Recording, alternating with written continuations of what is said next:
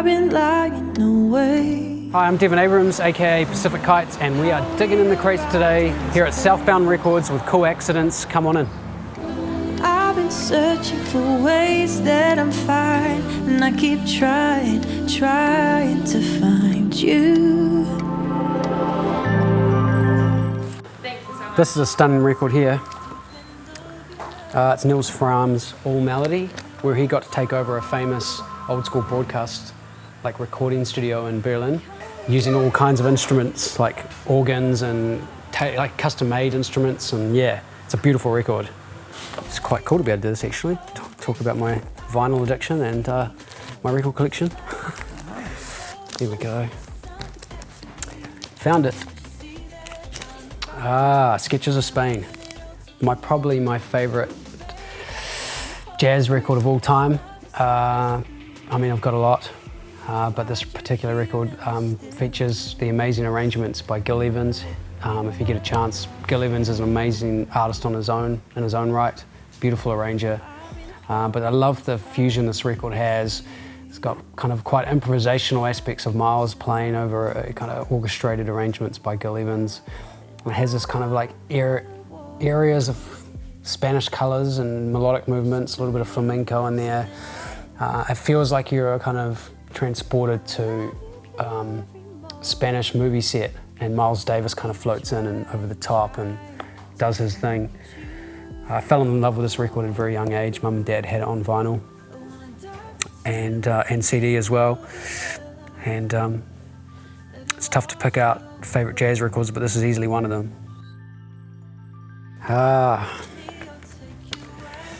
Beach Boys' Pet Sounds. One of, I would argue, the greatest produced records of all time. Just the harmonies that are worked into this, the key changes and the instrumentation, and I guess the genius of these guys. As a producer and a musician, the incredible movements they created in this record, melody, sensibility, and so sonically ahead of its time, the detail that was put into it. So this is easily a top 10 record for me, and easily my favourite Beach Boys record. Favourite Pink Floyd album. Pink Floyd absolutely indulged their music in my younger years. Became quite fascinated with their whole musical process of experimentation with synthesis and how they mixed guitars and traditional band instruments into kind of a more modern sonic space. And this is my favourite Floyd record. I love the journey that they take you on this record. The sound effects and Foley that they use in it. Just genius record, and has stuck with me. It's still my favourite Pink Floyd moment. Probably slightly more under the radar for their kind of iconic albums. It's not often mentioned in the Dark Side of the Moons or the Wall kind of conversation, but my favourite record.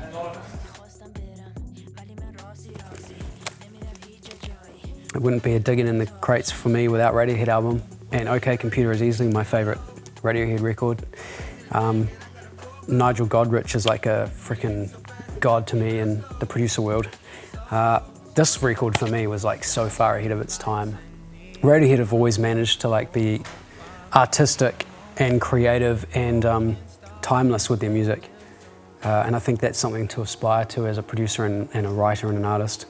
The guitar kind of textures they're getting, and yeah, it's hard to even look back and realise how old the record actually is, and it still sounds current, it still sounds fresh. So OK Computer by Radiohead, eh? Welcome to Detroit, JD, aka J Dilla record. One of the best, most musical producers of all time, in my opinion. He inspired a whole generation. Sadly, he left the planet quite early, young age, due to an illness. But I bought this record when I was living in Melbourne and DJ'd this at a residency I had every week. The record is so badly damaged, my copy, for how many times it was played. But I've got a handmade custom piece of art with J Dilla on my studio wall still to this day. And This was around the time I was making my In a Quiet Storm album, which came out in 2008. Was really listening to a lot of this music, Pete Rock, J Dilla, and I know that he's been an inspiration to so many, and still his legacy is strong today in hip hop music and pop and R&B and everything. Really, his production has inspired so many artists and producers, and it's kind of like almost quite hard to pick up a J Dilla cover these days, knowing that he's gone. But it's also quite amazing that his legacy is still so impactful today. And this is my favorite. I love this record.